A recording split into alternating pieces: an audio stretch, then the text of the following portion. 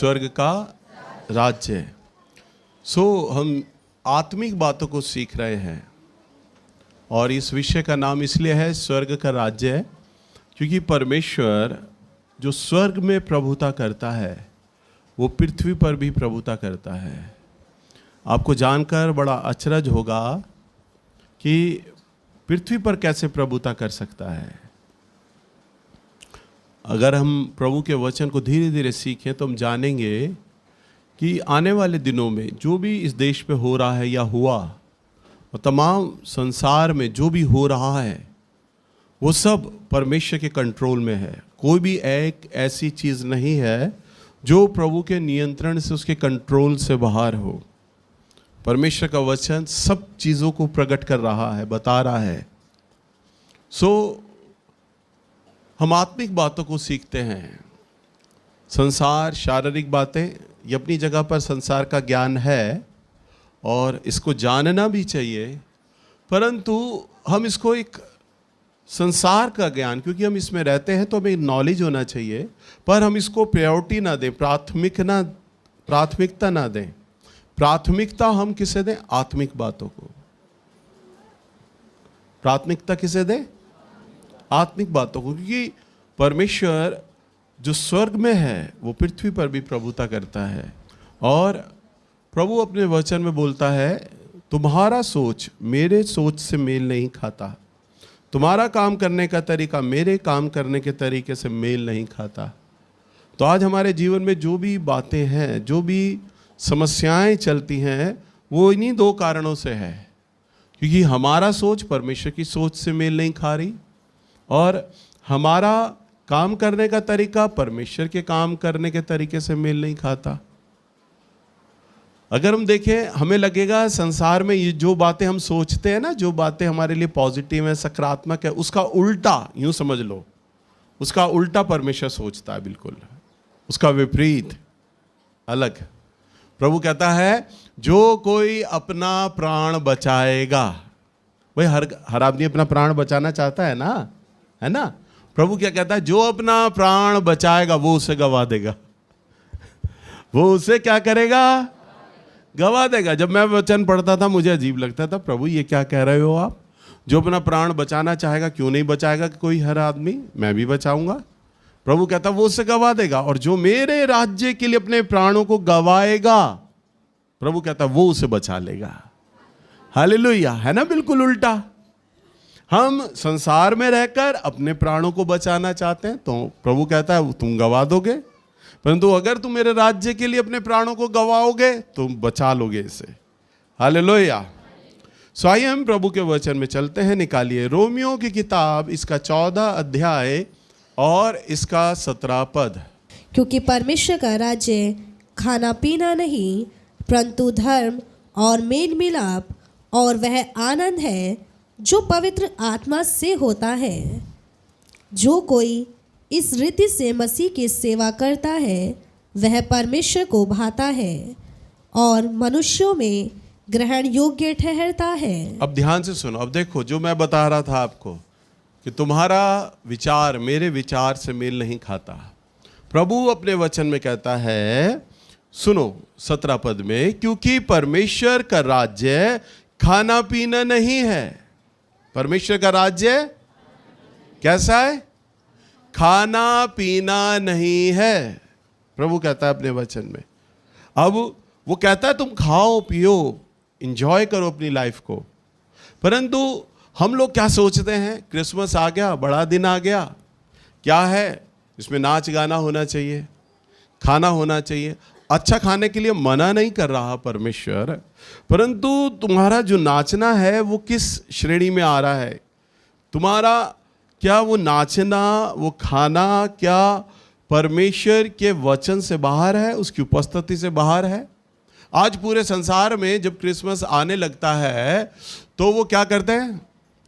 वो नाचना और खाना क्या ड्रिंक एंड डांस समझते हैं, बस मौज मस्ती। क्रिसमस आ गया है, अभी क्रिसमस आने लगेगा तो 20 तारीख से कनॉट प्लेस में सड़कों पे डांस शुरू हो जाएगा। कॉलेज के लड़के लड़कियां ड्रग्स ले रहे हैं, नाच गा रहे हैं। उनसे कहो भाई तुम ऐसा क्यों कर रहे हो? अरे क्रिसमस आ रहा है भाई, हैं। सिर्फ मसीही लोग नहीं, जितने भी और धर्म के लोग हैं वो क्रिसमस मनाते हैं, नया साल मनाते हैं। पर प्रभु यीशु का आना इसलिए नहीं था कि मेरे बच्चे डांस करें, मेरे बच्चे ड्रिंक करें। वो वचन में लिखता है उसका राज्य खाना पीना नहीं है, मौज मस्ती नहीं है। आज पिक्चरों में लोग ये देखते हैं कि पीटर है वो शराब पीने वाला है, हेलन है वो कैबरे डांसर है। आज अन्य जाति लोग सोचते हैं जो मसीही लोग हैं ना वो इसी तरह के होते हैं। एक बार एक अन्य जाति लड़का मुझे बोलता, भैया मैं चर्च आना चाहता हूँ। मैंने उससे सवाल किया, भाई क्यों आना चाहता है? भैया मैंने शादी करनी है। मैंने कहा अच्छा। मैंने कहा फिर? कह रहा चर्च में लड़कियाँ बड़ी आसानी से मिल जाती हैं ना। मैंने कहा वाह, बट रही हैं वहाँ पे? हाँ। मैंने कहा वहाँ बट रही हैं लड़कियाँ, आ तू आ जा ले जा। हाँ हालेलुया। लोगों का सोच है कि चर्च जाएंगे सब लड़के लड़कियां बर्थडे फ्रैंक होते हैं, पटा लेंगे कोई भी लड़की, शादी कर लेंगे। ड्रिंक चलता है, शराब चलता है। कई लोग मुझे जानकर, मेरे जानकर जो होते हैं वो कहते हैं भैया आप तो पीते होगे शराब? मैं कहता हूँ नहीं मैंने तो छोड़ दिया, मैं तो प्रभु की सेवा कर रहा हूँ। नहीं कई पास्टर लोग पीते हैं, आप तो पी सकते हो। मैंने कहा नहीं, परंतु वचन में लिखा क्या है? क्योंकि परमेश्वर का राज्य खाना पीना नहीं है। हालेलुया। इसलिए कई बार जब क्रिसमस आता है हमारे चर्च में तो आप लोग ऐसे कई लोगों को ले आते हैं। बीते दिनों में हमने रोक लगाया था, जो लोग आपके रिश्तेदार, पड़ोसी, गली मोहल्ले के लोग शराब पीकर आते हैं और हमारे बच्चे यहाँ पर प्रभु के गानों पे डांस कर रहे होते हैं और वो बीच में आ जाते हैं नाचने के लिए। उनके लिए तो मौज मस्ती, अरे बड़ा दिन हम चर्च में गए हैं और हम तो अपने ड्रिंक करे हुए हैं। परंतु नहीं, वचन में लिखा है परमेश्वर का राज्य खाना पीना नहीं है। प्रभु आपको एंजॉय करने के लिए कह रहा है। परमेश्वर का वचन बड़ी सटीक बात कहता है, देखो ध्यान से सुनो। प्रभु कहता है हे जवान अपनी जवानी के दिनों में खूब आनंद कर। क्या कहता है?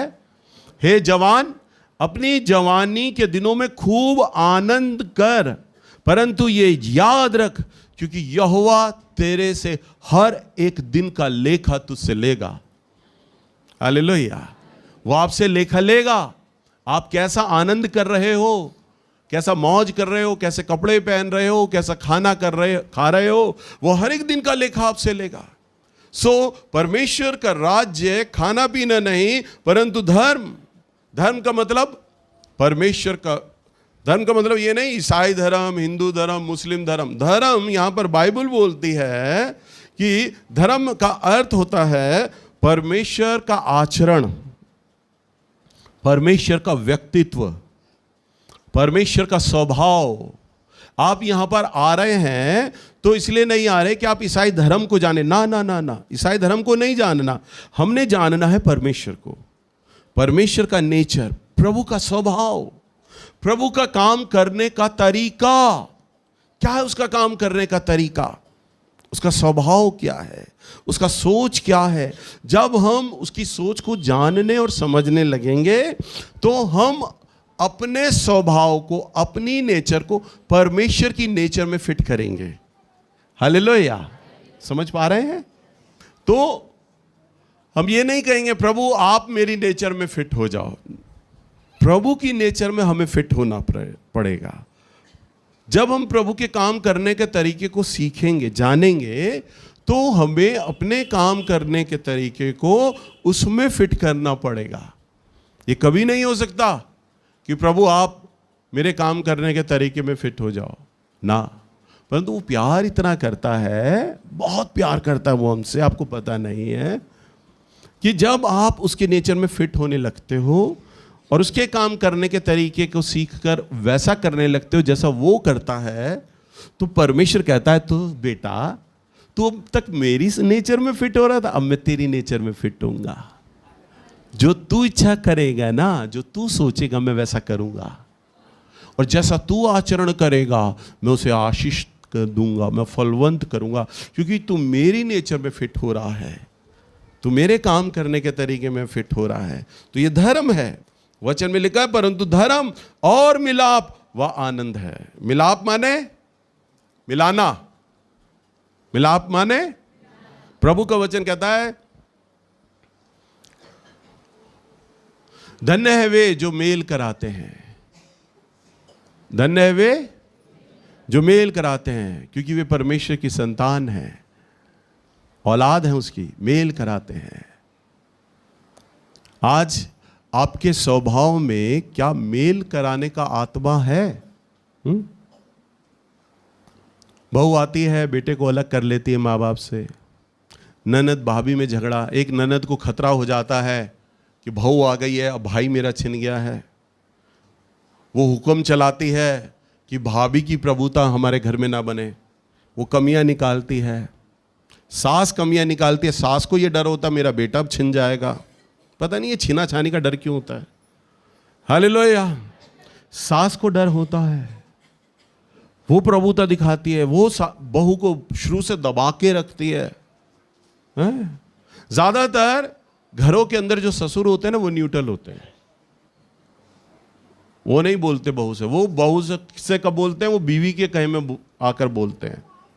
परंतु ये सच्ची बात है भाई, जितने तुम औरतों के नाटक देखते हो ना, उसमें औरत औरत की दुश्मन होती है। जितने भी नाटक देख लो, और वास्तविक है ही ये, औरत औरत की ही दुश्मन है, औरत औरत ही विलन है एक दूसरे की। हालेलुया। ससुर तो बेचारा न्यूट्रल होता, काफी लंबे टाइम के बाद वो बहू को बोलने लगता है। वो कब बोलता है? क्योंकि सास उसकी पत्नी है। जब वो दोनों अलग होते हैं तो वो बहू के खिलाफ भरने लगती है, और धीरे धीरे पति के खिलाफ पति के मन में बहू को लेके भी समस्याएं बातें आ जाती हैं, तो घर में अलगाव आ जाता है। परंतु प्रभु कहता है कि धर्म और मिलाप करने वाले कौन हैं? मेल कराने वाले कौन हैं? प्रभु कहता है जो मेल कराएंगे वो मेरी संतान है, वो मेरी औलाद है। अभी तो आप लोगों का लोगों से ही मेल नहीं करा रहे। रिश्तों में दरारें होती हैं, आपकी रिश्तेदारियों में। कभी आपको बोझ ही नहीं आता कि हम उन रिश्तेदारों की में मेल करा दें, उनका झगड़ा मिटवा दें। आपको मालूम होता है कि हमारे ही परिवार में बाप और बेटे की बोलचाल नहीं है कई महीनों से। आपको बोझ ही नहीं होता है कि मैं बेटे और बाप का झगड़ा किस तरह से मिटवा दूं कि ये आपस में मेल करने लग जाएं, इनमें मिलाप हो जाए। जब आप तक आपके अंदर ये स्वभाव नहीं आएगा ना, तो आप लोगों को परमेश्वर से कैसे मिलाएंगे? ये स्वभाव नहीं आएगा। हालेलुया। आप समझ रहे हैं? जब मैंने प्रभु की सेवा शुरू करी, तब मैं जब अस्पतालों में जाता था ना, ड्यूटी खत्म करके 8 बजे अजमेरी गेट से निकलता था, फिर दिल्ली गेट के पास इरविन हॉस्पिटल है, वहाँ जाता था, वार्ड में चला जाता था। मैं लोगों से पूछता था इनको क्या बीमारी है? वो बोलते थे ये बीमारी है। डॉक्टर क्या कह रहे हैं? डॉक्टर ये कह रहे हैं। मैं प्रार्थना करूं इनके लिए? प्रभु ने मुझे वरदान दिया, मैं प्रार्थना करूंगा ये ठीक हो जाएंगे।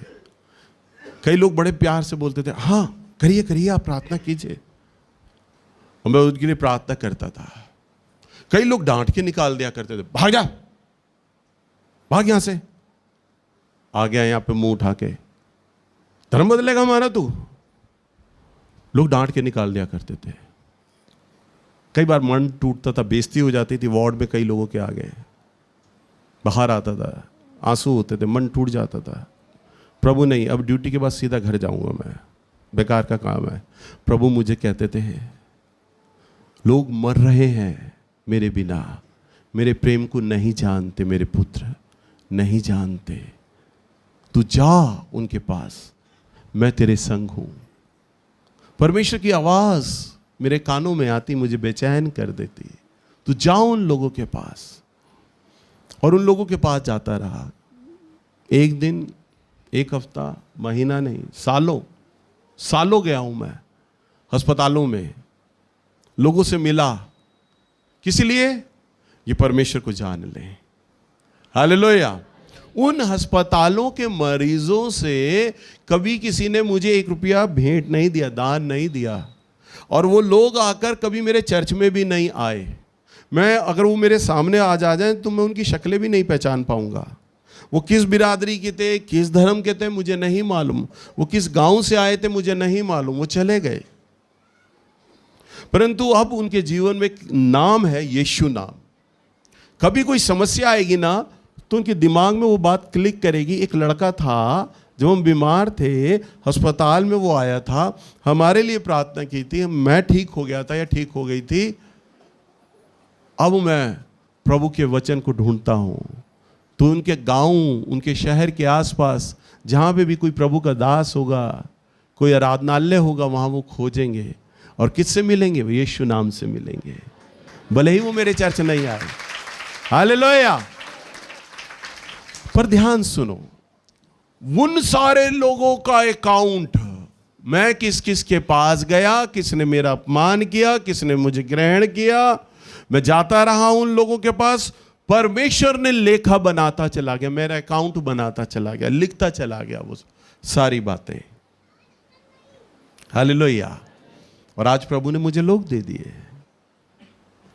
पहले मेरे को एक बुलाहट दिया था, प्रभु ने मेरे आत्मिक पिता के द्वारा बोला, मैं तुझे मेल और सुसमाचार के जूते देता हूं। मेल और सुसमाचार क्या? यानी तू लोगों को लोगों से मिलाना मेरे बेटे, और लोगों को परमेश्वर से भी मिलाना। मैं तुझे मेल और सुसमाचार के जूते देता हूं। प्रभु ने कहा, जा बीमारों पर हाथ रखना, वो लोग चंगे हो जाएंगे। जा तू दुष्ट आत्माओं के सामने खड़ा होगा और वो तेरे सामने ठहर ना सकेंगी। जा मैं तेरे संग रहूंगा। ये प्रभु ने बोला मेरे आत्मिक पिता के द्वारा भविष्यवाणी में। मैंने विश्वास किया और तब से मैं प्रभु की सेवा करना मैंने शुरू कर दिया। 93 में मेरा अभिषेक हुआ। सन 2000 तक मैं बीमार लोगों के पास जाया करता था। कई बार मैं रात को 11 साढ़े 11 बजे अस्पताल से यहाँ आता था। तब हमारे घर में लैंडलाइन फ़ोन होता था।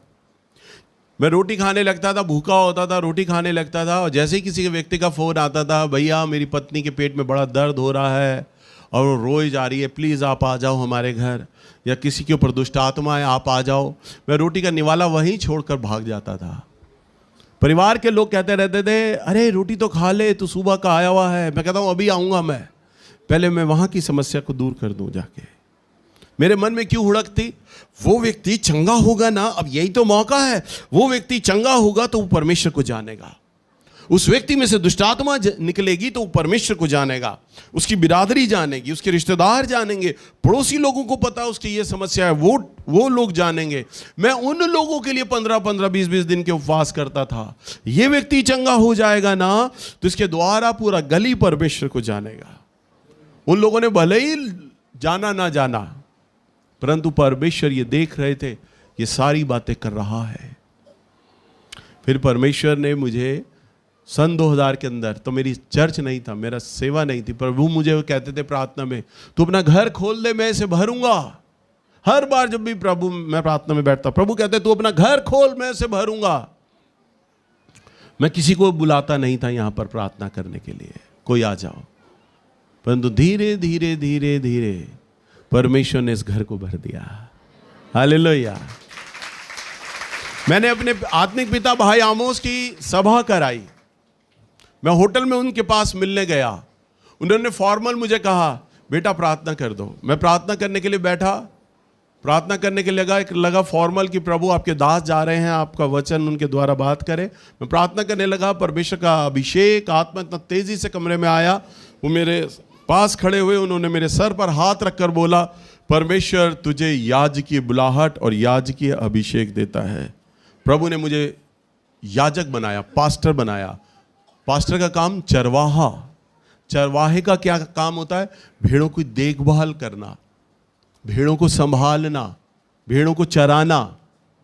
हालेलुया। ये होता है पास्टर का काम, भेड़ों को चराना, उन्हें संभालना, उनकी दिक्कतें सुनना।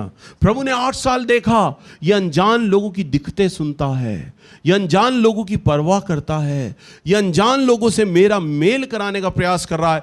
ये व्यक्ति जिसे मैंने प्रचारक बनाया है ना, अब मैं इसे चरवाहा बनाऊंगा। ये भेड़ों को अच्छे से देखेगा।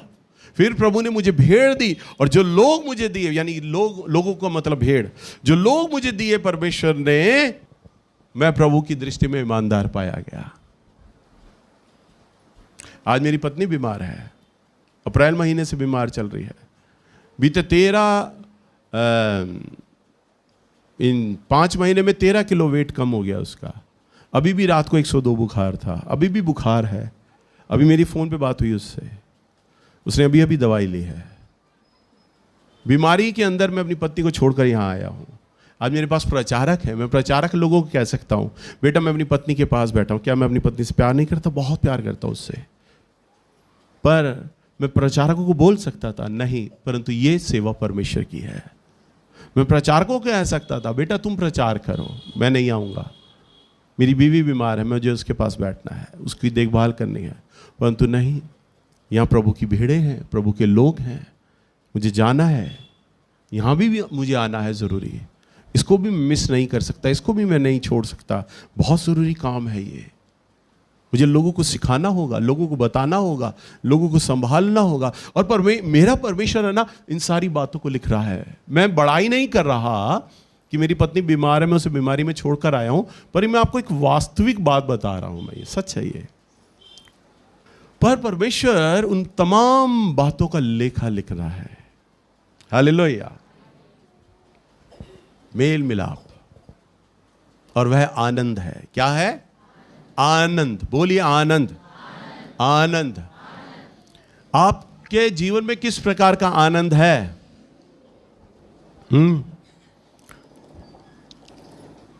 कई लोग आजकल का यूथ, लड़के लड़कियां यार दोस्तों में खुशी ढूंढते हैं, आनंद मनाते हैं।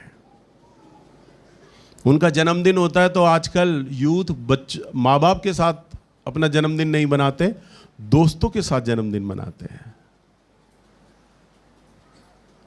एक पति घर में आ जाता है ड्यूटी से थक कर, वो पत्नी को समय देने से पहले, प्रभु को समय देने से पहले, परिवार को समय देने से पहले शराब के अंदर अपना आनंद ढूंढता है, टीवी में अपना आनंद ढूंढता है, या वो सो जाता है, सोने में उसे बड़ी खुशी मिलती है। वो प्रभु को समय नहीं देगा, पत्नी को समय नहीं देगा, बच्चों को समय नहीं देगा, दूसरे कामों में वो अपना आनंद ढूंढता है। एक गीत है, प्रभु का आनंद है मेरी ताकत, प्रभु का आनंद है मेरी ताकत। और सच में प्रभु ने कहा, मैं तुम्हें अपनी सच्ची शांति दिए जाता हूं, वो शांति जो संसार नहीं देता, पर मैं तुम्हें अपनी सच्ची शांति देता हूं। मैं तुम्हें अपनी सच्ची शांति देता हूं। आज जो मैं वचन प्रचार कर रहा हूं ना यहां पर, मैं इसलिए कर रहा हूं क्योंकि वो प्रभु का आनंद, वो प्रभु की शांति मुझे यहां उसने खड़ा किया है। हालेलुया। मेरी पत्नी इतने महीनों से बीमार चल रही है, आज मेरे पास प्रचारक बहुत हैं, मैं किसी को भी ये सेवा दे सकता था प्रचार करने के लिए, परंतु मैं उस दुख में नहीं डूबा कि मेरी बीवी बीमार है, या मैं प्रभु से शिकायतें करूं बैठकर, प्रभु मैं तो तेरा सेवक हूं, मैं तेरा दास हूं, मेरी बीवी इतने लंबे समय से बीमार क्यों पड़ी है, क्यों आपने होने दिया। मैं वो शिकायतें नहीं कर रहा परमेश्वर से, बल्कि मैं अपनी उस शांति और उस आनंद में खड़ा होकर मैं अपने प्रभु की सेवा दे रहा हूं। हालेलुया। आप समझ रहे हैं? तो परमेश्वर का सच्चा आनंद जिस व्यक्ति को मिल जाता है। पिछले साल 15 अगस्त के लगभग मैंने अपने आत्मिक पिता भाई आमोस की सभा रखाई थी 2 दिन का। उनकी मम्मी है ना, मेरे आमोस भैया की मम्मी बीमार चल रही थी, तो वो हम लोगों के साथ शिमला गए प्रार्थना करने के लिए। मैंने उनकी 2 सभाएं रखवाई थी। हम दोनों सुबह का नाश्ता कर रहे थे, मेरे घर पर बैठे, और सभा में जाने के लिए वो तैयार हो रहे थे, नहा धोकर बैठे थे अचानक, और नाश्ता कर रहे, और नाश्ता करते करते अचानक परिवार की ओर से फ़ोन आया उनके पास, भैया आपकी मम्मी एक्सपायर हो गई है, अब नहीं रही। पराठा खा रहे थे, छोड़ दिया उन्होंने। 1 मिनट के लिए बिल्कुल चुप हो गई यूँ करके, यूँ सन्न हो गए।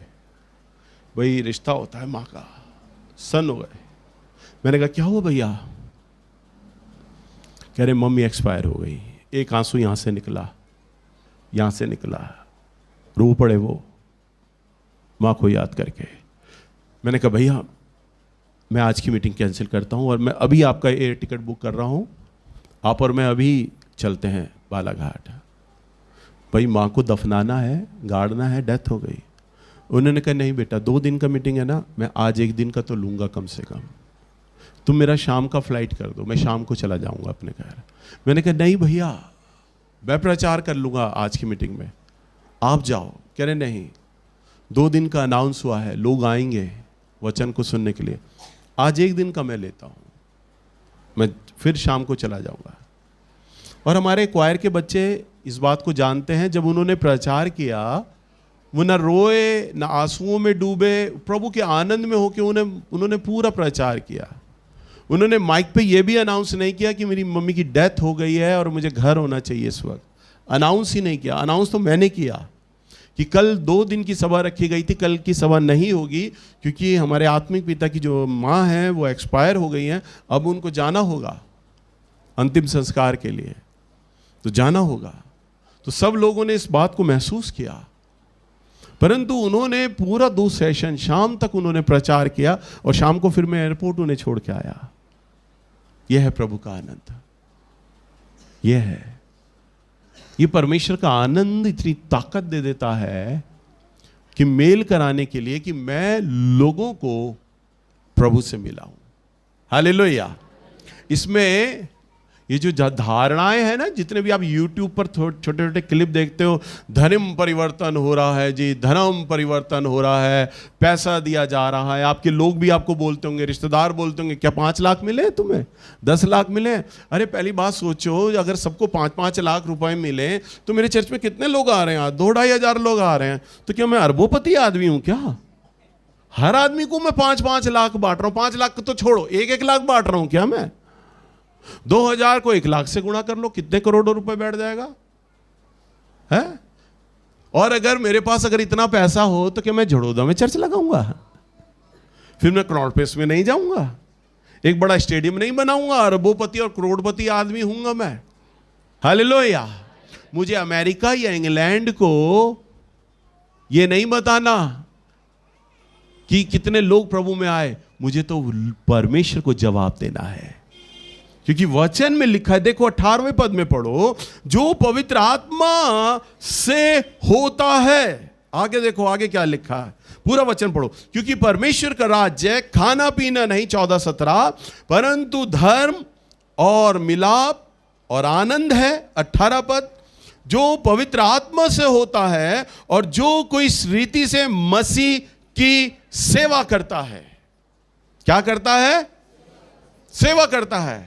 किस रीति से सेवा करता है?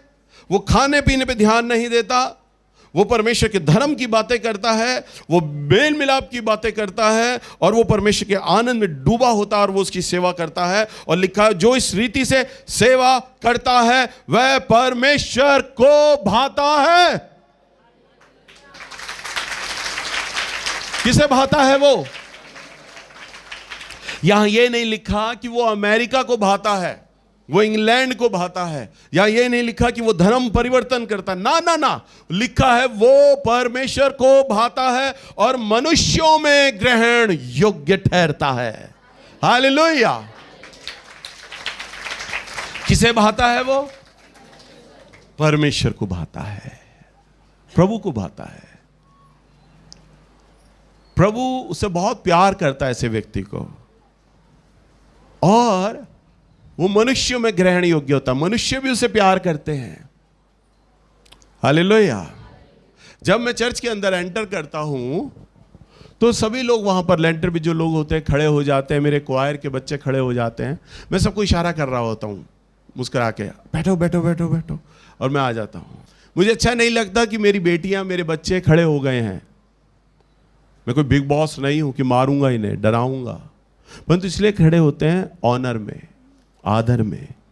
कौन सा आदर? प्यार वाला आदर।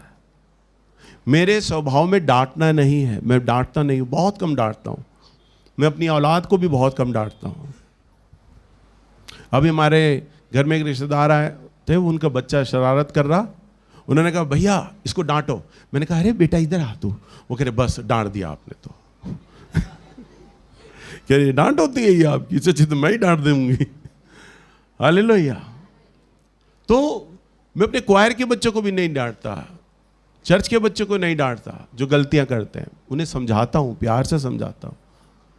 उन्हें पता है भैया ने हमें डांटना नहीं है, हमें मारना नहीं है, फिर भी उनके मन में वो डर है मेरे तमाम प्रचारकों के मन में वो डर है। मैं इन्हें डांटता नहीं हूं, मारता नहीं हूं। ललिता से पूछ लो, कई बार मैंने इसे हल्का सा डांटा, रो पड़ी है ना, रोइए ना बेटा, है ना। हाँ, क्यों? क्योंकि वो प्यार है इनके मन में, वो आनंद है। इसके पति संजय को हल्का सा बोलता हूं मैं, उसके मन में आंसू आ जाते हैं। मैं अपनी तीनों औलादों को, मेरा शानू बेटा मेरे से बड़ा है, लंबा चौड़ा है, मुझे भी गोद में उठा लेता है वो, है मेरे से भारी भरकम शरीर है। मैं उसे अगर कस के सीरियस होके बोल दूं, वो रो पड़ता है। क्यों? क्योंकि वचन में लिखा है, जब कोई व्यक्ति परमेश्वर को भाता है ना, तो परमेश्वर ही है जो लोगों के मनों में आपके लिए प्यार और आदर डालता है। परमेश्वर डालता है।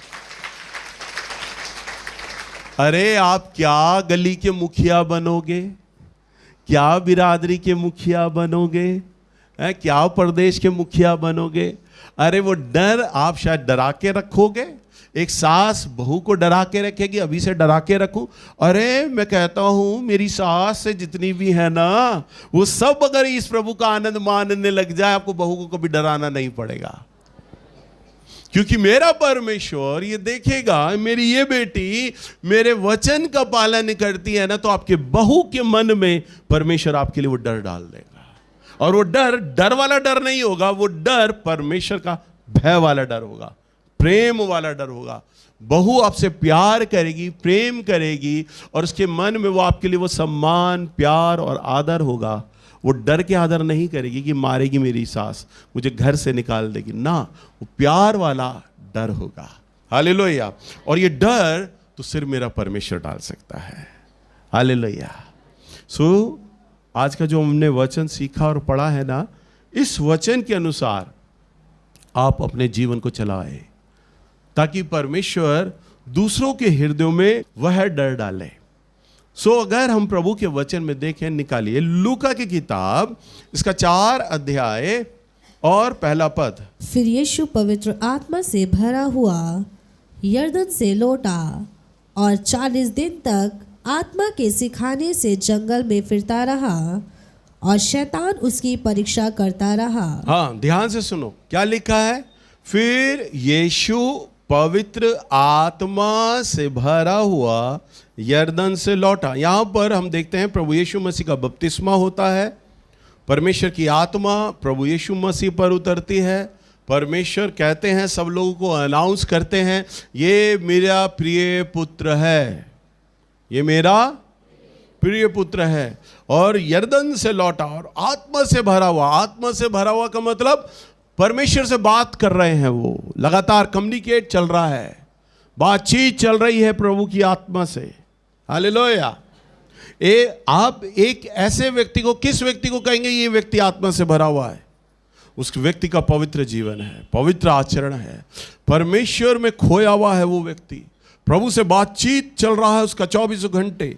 और वो ऐसा व्यक्ति लिखा है, और 40 दिन तक आत्मा के सिखाने से, किसके सिखाने से? आत्मा के, यानी पवित्र आत्मा के सिखाने से, और पवित्र आत्मा की अधीनता से, और पवित्र आत्मा की अगुवाई से। हालेलुया। सो आपको अपना जीवन कैसे बनाना है? परमेश्वर की अधीनता से, और परमेश्वर के सिखाने से, और परमेश्वर की अगुवाई से। हालेलुया। उसके मार्गदर्शन से। प्रभु यीशु मसीह ने हमारे सामने एक ऐसा मॉडल रखा है कि वो एक सच्चा गुरु है, स्वयं परमेश्वर, जो कुंवारी कन्या से पैदा हुआ, जिसने कभी गाली नहीं दी, कभी मुंह से कोई आचरण नहीं बका, जन्म से पापी नहीं, विचारों से पापी नहीं, कामों से पापी नहीं, फिर भी वो परीक्षा देने जा रहा है। और कौन परीक्षा कर रहा है? कोई बड़ा परमेश्वर का जन नहीं, शैतान कर रहा है। और वो शैतान जो झूठों का पिता है और हर तरह का पाप करवाता है वो इस संसार में, वो परखेगा किसको? प्रभु यीशु मसीह को।